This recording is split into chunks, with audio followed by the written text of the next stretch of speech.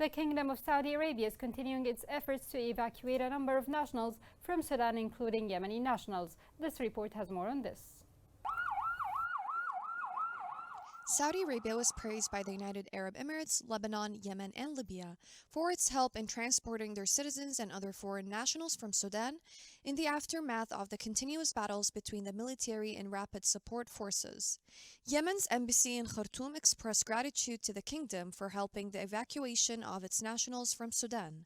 The Saudi government continues to make attempts to evacuating its people as well as other nationals from the crisis zone in Sudan, with a third ship carrying a fresh group of evacuees from Sudan arriving in Jeddah. Several nationals on board also appreciated the Saudi government and all workers in the relevant sectors for using all resources and facilities from the time the ship left Port Sudan to the time it landed in Jeddah.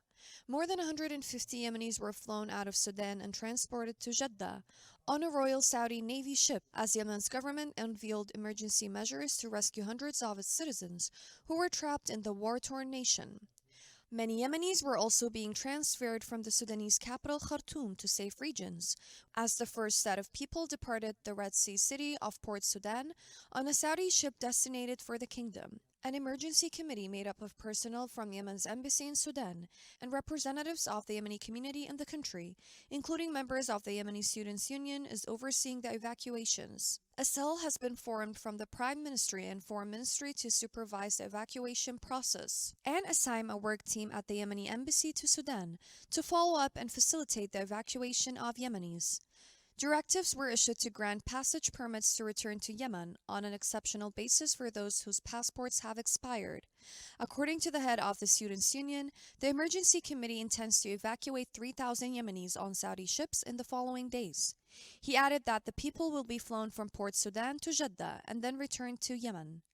Over the past 10 years, thousands of Yemenis have moved to Sudan for various reasons, including study or medical care. Some Yemeni families were having trouble departing conflict-torn neighborhoods of Khartoum, and soaring bus rates were complicating evacuation efforts. According to Yemen's Foreign Ministry, at least 400 Yemenis have left Khartoum safely, with 250 traveling to Madani City, southeast of the capital, before being transported to Port Sudan for evacuation.